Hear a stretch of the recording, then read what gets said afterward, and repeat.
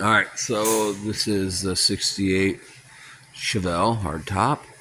Now, on the other side we had to repair in similar areas. We had to do this whole lower section because it was just paste. It was beat up, it was rotted. So that's all a one-piece fit. We did this wheel lip.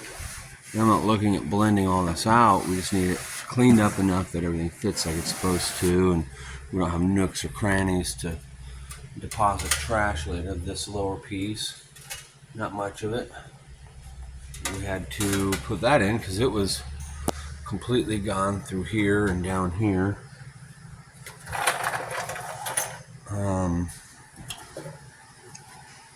Again, it's similar on the other side.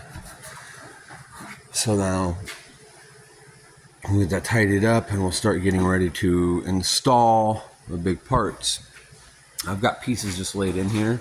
We fill the panel in the package tray in the corner for the package tray. We got this quarter panel. Again, it's just laying on here. There's nothing fitted. We got everything laying on here, snatched up to just kind of clean up the shop last week and get things off the floor, off of stands, because we still got to lay all these out and epoxy the inside, spot blast and epoxy the interior of the panels. That's kind of where we're at there.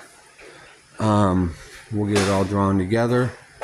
Everything's been cleaned up to hammer and dolly work, grinding down the flanges where the spot welds were, and we're going to get to spot blast it, epoxy it, and start piecing stuff together, punching holes where they got to go for plug welds. We have a little spot welder we can use on non-structural areas.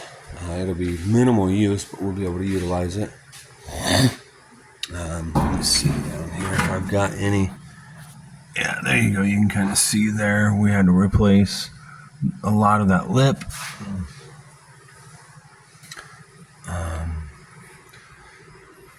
That was in really good shape, so we left it alone.